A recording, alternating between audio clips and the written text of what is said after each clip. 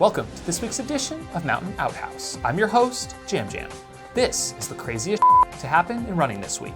This week's stories include death of Montrail on Twitter, a fight on the Appalachian Trail, and cell phone Olympic medals. After our piece on the Grand Slam last week, several of our viewers chimed in on Twitter with their ideas for future slams. David Appleby suggests the Laz Slam, featuring Barkley, Vol State, Big's Backyard, and a race for the ages all in one year. Seems like the perfect mix of events to help decide the Ultra Runner of the Year, wouldn't you say? Andy H. invented the hashtag Canada Slam, Sinister 7, Fat Dog 120, Halliburton, and Bromont. 4 races in 3 months' time. Matt G. points out that I forgot to mention many of those 38 slams on Run100s.com were the brainchild of runner Chip-Ping Fu. He is the man behind the HRQ Slam we featured last week, among others. Footwear company Montrail, which has been having an ongoing identity crisis for several years now after letting go many of its 90-plus sponsored athletes, is turning a new page this year. The brand is being absorbed into its parent company, Columbia, even further in 2017.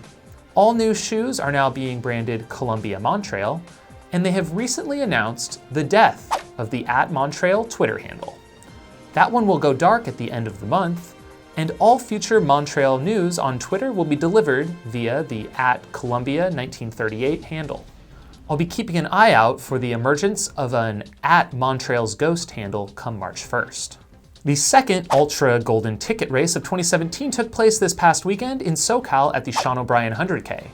Bob Shebus tried his best to secure a ticket after the ill-fated wrong turn at Bandera last month, but just missed, placing third in 8:49. The top 2 men ahead of him, Christopher Weehan and Ryan Kaiser, however, did, finishing in 8:24 and 8:30 respectively. For the ladies, it was Emily Harrison who raced her way to a win and another shot at Western States, where she placed 7th in her debut at the distance in 2013. Sabrina Stanley rounded out second, just 23 minutes back. She was 4th at the Leadville 100 last year. The 100-mile USATF National Championships were hosted in Texas by the Rocky Raccoon 100, still site of my 100-mile personal best of 17:09, and this year host to some really fast times. A winning time of 13:39 posted by James Stewart of the UK just edged out Ronnie Deltzer, who was second in 13:44, which also gave him the USATF title.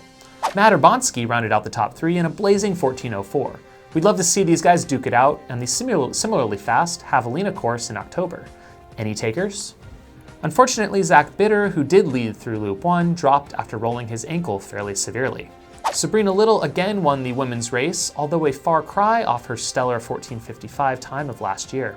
She was battling out some severe pain to finish in 16:50, almost bent in half crossing the finish line. According to the Arizona Republic, Diamondbacks center fielder A.J. Pollock put Phoenix to shame with his climb up the popular Camelback Mountain Echo Canyon Trail in Phoenix of just over 27 minutes. Not to burst his bubble, but it is still a far cry from Walmsley's KOM of 15:58 according to Strava.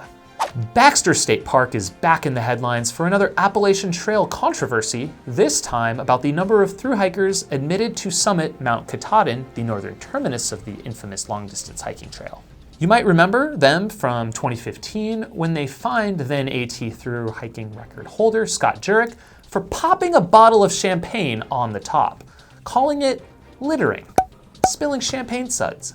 Baxter wants to specifically cap the total number of thru-hikers at 3,150 for the 2017 season. Some of those spots are specifically for northbound versus southbound hikers and must be obtained in advance. The Appalachian Trail Conservancy, who helps protect the entire AT, made a post in disagreement with Baxter on this issue, saying they should use a science-based adaptive management approach to accommodate hikers in the future, while striving to protect Mount Katahdin's fragile ecosystem. This probably still means you'll have to go elsewhere to pop bottles on peaks. Pro triathlete Beth Gerdes copes with a positive drug test from unknowingly consuming tainted supplements. A staunch anti-doping advocate is now facing a 2-year ban for testing positive for the substance Osterine, which is classified as a muscle builder. She vows to never compete professionally again after this incident. She unintentionally consumed the product in one of her supplements or nutrition products, but has been unable to determine where the source of the contamination came from, even after extensive testing. So what say you, clean sport advocates? What if this happened to you? Is there any gray area allowed, or do we feel this is an appropriate sentence for Beth and those like her? In more clean sport news, scientists are now calling for doping testing in chess. It appears some players are turning to stimulants to boost endurance and concentration during matches.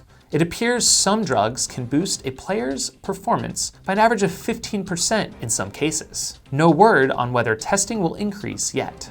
Sustainable Olympic medals may be in the works for the 2020 Games in Tokyo made from old mobile phones. This in their latest attempt to save some cash on the Games, which stand to cost more than $20 billion. Thanks for tuning in, and we'll see you next week. If you have crazy stories to share, tweet us at Mountain Outpost. Have a shitty week.